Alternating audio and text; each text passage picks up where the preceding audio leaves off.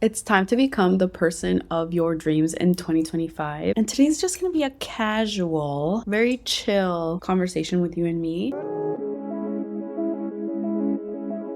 Thinking about this coming year and how it started, but even just like last year, I was healing from 22. I had a lot of fear, uncertainty. So you may or may not know this. My husband went through a lot. When I say a lot in his business, it just impacted our life so much. And I felt a lot of financial pressure, always chasing relationships, opportunities, business. Last year, 2023, November, he stepped into a new business with his new business partners, and it was like a breath of fresh air. The person that he was working toward past 8 years, finally he's able to truly show who he is, his business, his virtues, everything that's positive around him. He was able to show it in this business, and it was something so refreshing to see. Seeing him thrive in his element, in his business, with his clients, in closing sales, just gave me that breath of fresh air again. Like, dude, you freaking did it. And I saw all the ups and downs, and I'm just seeing him blossom into this amazing, beautiful man, a business owner, and I'm just so freaking proud of him. But I know this is not a freaking love letter, okay? Hold on. What I'm trying to say is becoming the person of your dreams might feel like so far from you, but it's coming. But you have to do the work. And I did see my husband do the work, and it's amazing to see him to be able to show everything that he worked for. He doesn't do the pen to paper type of thing the way that I do, but I want to kind of walk you through a few of the things that we do together in our own way. He's more of a digital guy. I'm thinking about making this digital, don't have it yet, but for now, let's talk about how you're going to start building your dream life in 2025 and becoming the best version that you ever have. Even if it feels so far and you can't even imagine getting out of the hole that you're in, let's talk about it and let's break it down. First things first, something that's going to help is journaling, writing it out, typing, voice texting, videoing, whatever, expressing the way that you want your life to be this time next year. Last year, we were going to Dominican, pretty much like manifesting this new life. He made great money couch flipping, but that wasn't a long-term thing. That was pretty much his side hustle for a year, just enough to make us survive. We stay afloat. I can continue what I'm doing, but he needed something else. So he started his new business. And when we were in Dominican, we just kind of like talked about what that we want to do. And although he didn't truly know where this business was gonna go, he understood that he wanted to build something.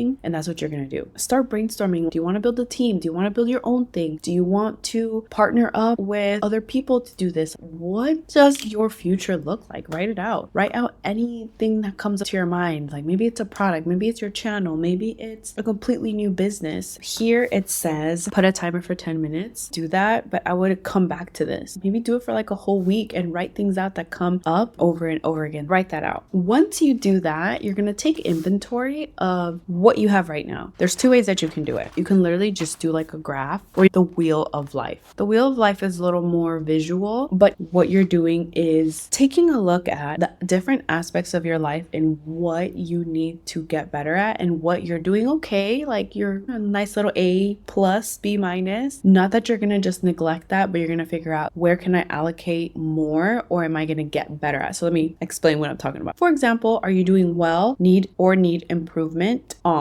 the following: relationships, friendships, and those can be intertwined. Obviously, a relationship can be a business relationship, a marriage, family, friendship, acquaintance, friend, whatever. Doing well and need improvement on money, your work or career, your physical, your body, mental state, and just your overall lifestyle. You can even make your own, like parenting, like content creation, your side hustle. Taking inventory of this and seeing what you're doing well and what needs improvement is crucial because that's the only way you're going to know what you need to improve in. This time last year, I was a heavy girl, okay? I knew that I needed to fix it. My husband in the past has told me, once you master your health, you're going to be able to master your business, period. That was his belief. He also has a degree in kinesiology. I know that that does have a lot to do with it, and health is wealth for him 100%, but I just didn't have that relationship with my health yet. And I knew it. I always made it an excuse, but guess what happened this year? Not only did I lose 30 pounds, I did my first half marathon as well as multiple runs. Now at the time of this recording, I'm doing a 30-day running challenge, meaning if I didn't have it written out with actual step-by-steps, I may or may not be here. Now, once you take inventory of what you're doing, whether that is is like that, or with the wheel of life. Let me show you what the wheel of life looks like, just in case you've never seen it. This is what it looks like. And basically you're just filling in what you think you're doing well in. Like I said, friends, family, career, all of that. Once you do that, you're gonna revise your relationship. I love friendships, okay? I love having friends. Unfortunately, my daughter thinks that every single person is her best friend. Poor girl, literally is gonna get her heart broken to the max. Our relationships have a huge just impact on the way that we act and the way that we say yes to things and no to things. So for example, when I decided to start losing weight and, you know, getting a little bit active, I did tell a few of my friends, and not that they didn't want to do it. They were just like, okay, cool, good for you. As soon as I said, hey, listen, I'm doing a half marathon, do it with me, a few were hesitant, but there was a few people that was able to say yes. How much easier is it when you have people with aligned values, aligned goals? We were able to train together, keep each other accountable. And I know that you're like, I do these things and no one supports me. You may have to go meet people. I'll talk about that in a moment. I was able to convince 4 girls to do this run with me. We're doing the turkey trot at the time of this recording, and 10 girls are coming now, plus family members of them. So it's going to be like 15 to 20 of us versus just 3 of us. So it's like a compound effect every single time, and it all comes from your associations. P.S. I didn't even tell you what this was. This is my Rebrand, Reset, Revive workbook that I do every single year. But let me ask you these questions. This is a reflection question. How have your work relationships or business relationships or content creator relationship changed over the last year? Have they helped or hurt your business? Think about that. I've had a few fallouts with business friends, and as I read books like The Woman Code and Choose Your Enemies Wisely, it just gives me a little more clarity on the type of people that I want long term, people that I want at my business launches and as guests on my channel, and even like, oh, housewarming party. What type of value are they bringing you? Not in a selfish way, because you need to bring some value too, but what's going on? Like, how do you see yourself in a few years? So let me ask you another question. Balancing work and personal life while keeping those relationships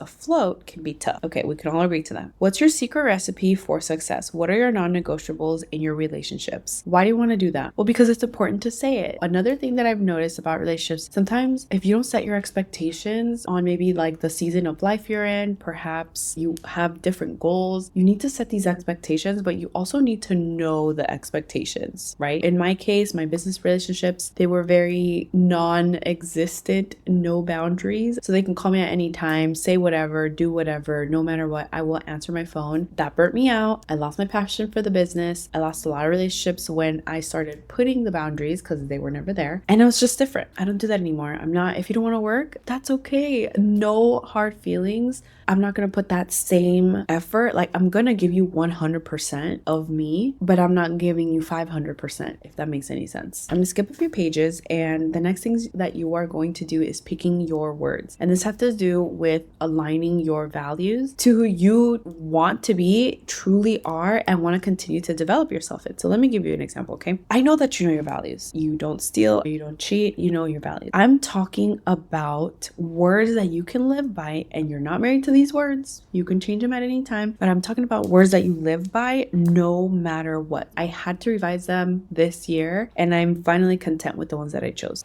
So I went through all of my words, and this is what I came up with. Number 1 is growth. That has to do with business growth, personal growth, parental, meaning me becoming a better mom for my child. You may or may not know this, but I didn't have a super fast connection when my child was born. It was hard to connect. I do believe it was like heavy postpartum that I was in denial of. But I would say this is one of the best years I've been able to connect with her, take her places, have conversations with her, and I want to continue that relationship and growing together as mother-daughter. And obviously marital growth. I want to be a better husband for my I want to be a better wife for my husband. I want to be able to support all of his dreams that he's doing, but at the same time, taking care of me so I can be a better wife. That was growth. It's kind of a few like jotted notes. Another one is influence. So guiding and influencing people to build businesses, to get healthy, to eat better, and grow alongside my community. And you know what's so crazy? That I already started that. I love that. I want people to come running with me. I don't think I have the capability to run a run club, but I want to bring people to the run club. I want to bring people to the business events that they've never been to. I want to bring people on the channel that have never spoke. I want to present people with opportunities for their own growth. It's integrity, doing the right thing, defending the right thing, even when it seems like nobody understands you and nobody gets it. My dad used to do this all the time. He used to lead, back when I was literally my entire life, he used to lead a whole congregation, and I remember he would always do the right thing no matter what. And it would get him in trouble sometimes because it didn't seem like the right thing at the time, but he knew that it was the right thing. Spoiler alert, he was right. Just saying.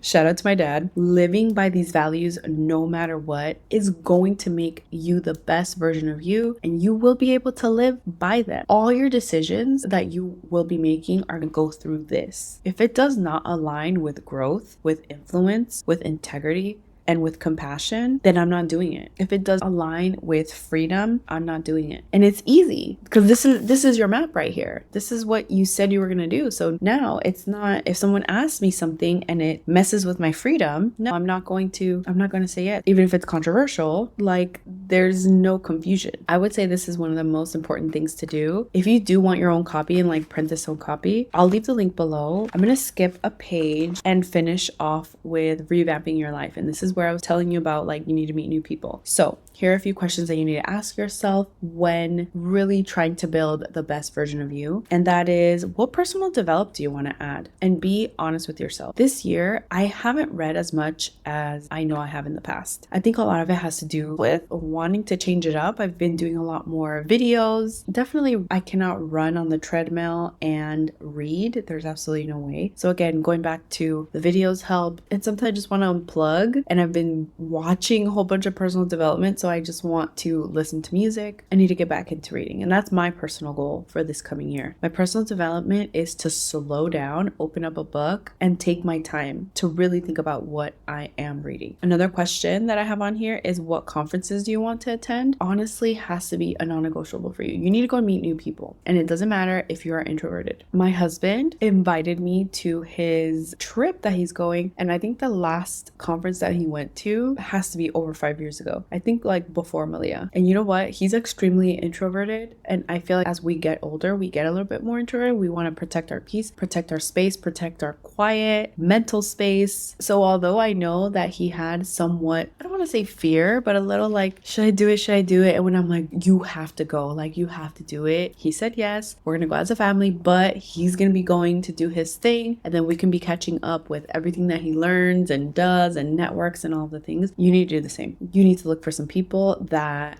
go to conferences, go to talks, go to networking events that are sit down, do it. And once you get into these circles, you never know when the right opportunity gets presented to you, because meeting new people is going to be those partnerships, those collaborations, those business ventures that you may or may not want in the future. Which brings me to my next question. What circles do you want to get into? I really wanted to get into public speaking. And when I started declaring it, when I started talking on YouTube about it, I was able to do that. I got a few speaking engagements that were paid. The first one was 4 figures, which was actually like a dream because I didn't even know that that was possible. I got another one that was my dream company that I've been wanting to partner up with. And I think I'm ready to get back into it this year. But the only way you're going to do that is if you write it out and you know what you want. Because when you see the opportunity, it's going to be so clear. Like, you know that you want this. I mean, there's so much more that we can do. I'm going to skip all of the pages and go all the way to the end where you write a letter to yourself and just really congratulating yourself for achieving all of the things that you said you were going to achieve. Like, you feel it, smell it, taste it, know exactly how you're going to feel when you get your achievements, when you get awards, when you accept your awards, all of that, write it out and be so specific, because how are you supposed to become the best version of you if you don't even know what that looks like? Another way you're going to achieve your goals is by mastering your calendar. And I get it. You might have ADD. You might have a full-time job. You might have children and you have mom brain, and perhaps your calendar may have to move around, but that's exactly what we're going to be talking about. So I'll see you in the next video. Bye.